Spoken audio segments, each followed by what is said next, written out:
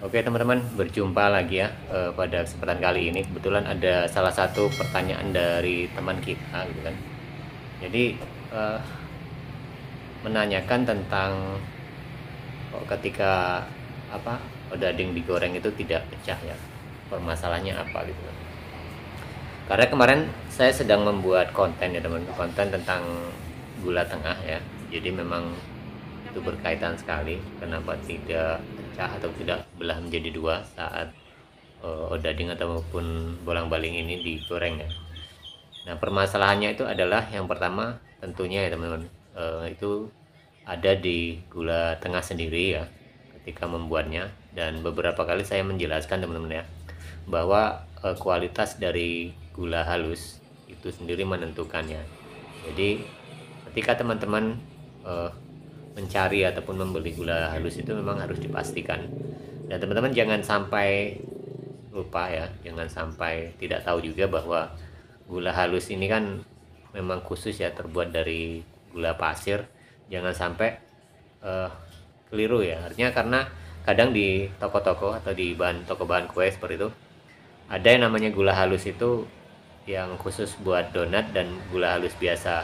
Nah disinilah yang perlu teman-teman ketahui ya, bahwa gula halus yang kita pakai adalah gula halus biasa yang murni terbuat dari gula pasir ya.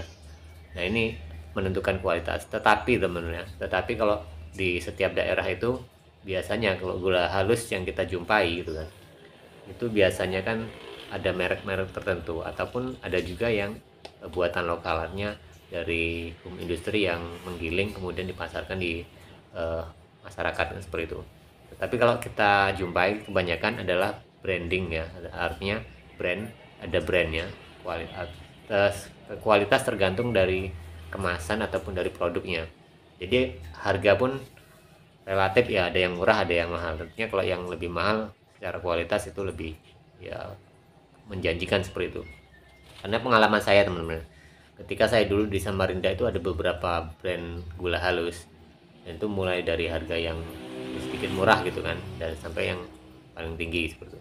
Nah saya gunakan itu memang beda teman-teman. Jadi gula halus ini sendiri ketika kita membuatnya gitu kan, ketika membuatnya itu kita membuat gula tengah itu akan terjadinya beda-beda. Karena secara kualitas ketika kita membuat gula tengah teman-teman ya, kemarin sudah saya sampaikan juga, itu tandanya salah satu ketika kita sudah membuat gula tengah. Kalau gula tengah itu sudah dibuat dan kemudian upamanya kita membuat gula tengah ini ya, itu sedikit agak lembek gitu kan. Nah ketika kita sudah selesai, kita masukkan ke dalam kantong plastik gitu kan. Nah besoknya itu dia itu akan semakin mengeras, artinya dia serat itu semakin kuat ya seperti itu. Nah berbeda dengan gula halus, ketika kita membuatnya itu kan, kita buat itu setelahnya itu malah semakin lembek. Itu berarti gula halusnya ya itu memang secara kualitas tidak bagus kan seperti itu ya. Mungkin dalam setiap penjualan ataupun setiap produksi gula halus itu sendiri, saya yakin itu ada campuran-campuran bahan tertentu yang kita tidak tahu ya seperti itu. Dan bila teman-teman menginginkan yang lebih berkualitas lagi, tentunya kan teman-teman harus menggiling sendiri ya seperti itu, ataupun memblender juga tidak masalah. Akan tetapi karena kita kadang-kadang kerepotan karena dari produksi kita harian untuk bolang-baling ataupun roti goreng ini sendiri, kadang kan tidak artinya tidak sesuai ya kalau kita mau giling tertanggung ya. Jadi mungkin teman-teman bisa memilih gula halus mana yang lebih baik kan seperti itu. Nah itu yang pertama ya teman-teman, tentunya letaknya di gula halus sendiri. Dan tentunya teman-teman kan kalau di daerah-daerah yang baru teman-teman kenal itu harus mempraktekkan dulu, karena saya juga seperti itu teman-teman. Dulu waktu di Samarinda beberapa kali saya membuatnya itu gagal seperti itu, sehingga harus mencari formasi sendiri. Contohnya gini formasinya itu.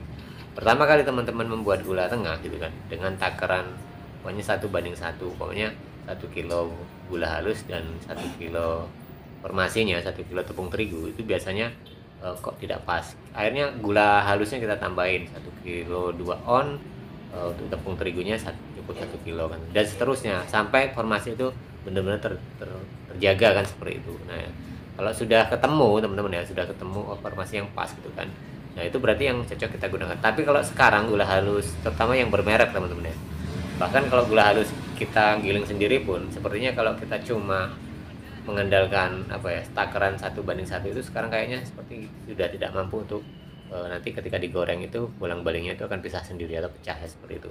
Jadi secara amannya gitu kan, kita harus menggunakan takaran 1 kilo tepung terigu, dan dibandingnya untuk gula halusnya itu 1 kilo lebih, 1 kilo 2 on atau 1 kilo 1/4 ya, supaya aman gitu seperti itu.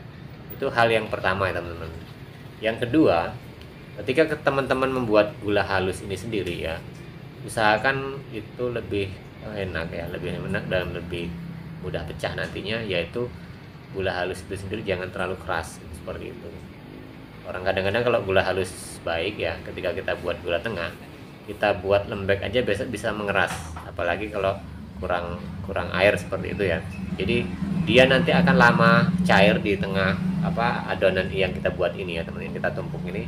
Apalagi kalau adonannya lembek gitu kan, adonan roti goreng ataupun bolang-baling lembek, gula tengahnya kita itu terlalu keras deh, sehingga nanti tidak seimbang ya. Gula halusnya belum cair, gula tengahnya belum cair, tengah itu belum semakin lembek gitu kan. Sedangkan bolang-balingnya atau adonan dagingnya ini sudah kelewat ngembang, itu juga repot teman-teman. Makanya kalau bisa membuat gula tengah itu lebih baik agak sedikit lembek ya, seperti bisa nyesuaikan. Kecuali kalau adonan kita keras, gulanya keras, kita tunggu lama gitu, sama-sama seimbangan seperti itu. Nah, itu salah satu indikasi ya teman, cara ya untuk mengantisipasi kegagalan kita membuat odading atau roti goreng ini supaya hasilnya lebih baik ya teman-teman, artinya lebih bagus untuk pecahnya ataupun terbelahnya odading itu sendiri. Nah, yang berikutnya teman-teman, tentunya kita tidak bisa hanya berpatokan pada gula tengah saja, karena itu nanti akan sinkron. Jadi ketika teman-teman membuat adonan itu sendiri, itu diusahakan ya harus baik mungkin kan, seperti itu. Kalau gula tengah baik, gula tengah bagus gitu kan, sedangkan adonan kita sendiri tidak sesuai, contohnya ya, yang kita buat itu salah satunya bantat umpama seperti itu adonannya. Yang kedua mungkin jadi cuma dia lengket terhadap gula tengah, karena bisa jadi ya teman-teman, kebanyakan salah satu bahan ataupun bahan tidak sesuai yang kita buat gitu kan, sehingga merusak adonan.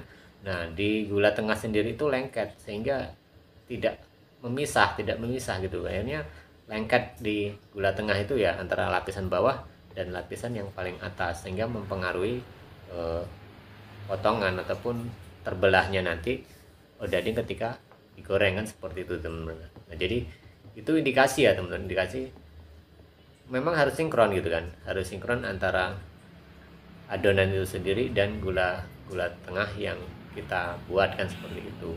Nah, itu salah satunya dan selanjutnya teman-teman, tentunya ketika memotongnya itu juga kita harus melihat dulu ya, karena kalau kita membuat kembali lagi membuat gula tengah itu terlalu keras, kita harus menunggu, harus sabar dulu supaya gula itu sedikit lebih cair kan, seperti itu. Cuma tadi kembali lagi teman-teman, ketika teman-teman membuat gula halus kemudian dengan adonan itu, kalau bisa seimbang adonannya, mungkin adonan lembek ketika teman-teman membuatnya ya, usahakan gula halusnya itu jangan terlalu keras supaya lebih cepat ya, seperti itu, lebih cepat ngembang, lebih cepat untuk memisahkan gula tengah, untuk memisahkan ataupun lebih cepat cair, sehingga nantinya hasil yang kita peroleh itu baik, seperti itu teman-teman. Nah, pada dasarnya teman-teman ya, semua itu nanti tergantung pada pengalaman kita membuat gula tengah ataupun gula halus. Karena membuat gula tengah itu sebenarnya teman-teman ya, itu gampang-gampang susah ya. Gampang-gampang susahnya kalau kita sedikit kebanyakan air itu juga terlalu lembek gitu kan. Kalau kurang ya, airnya di hasil gorengan kita juga tidak begitu baik kan, seperti itu. Sehingga memang harus kita itu lebih jeli lagi ketika membuat gula tengah ya. Balik ke seimbangnya pada adonan yang kita buat. Nah, jadi seperti itu. Jadi untuk pemahaman teman-teman semua gitu kan, ya sekali lagi, kalau saya menyarankan, kalau di faktor utama tadi adalah gula tengah, berarti lebih baik teman-teman itu membuat gula halusnya itu lebih baik digiling sendiri. Itu saja teman-teman ya. Terima kasih. Kita berjumpa lagi di tayangan dan video-video berikutnya.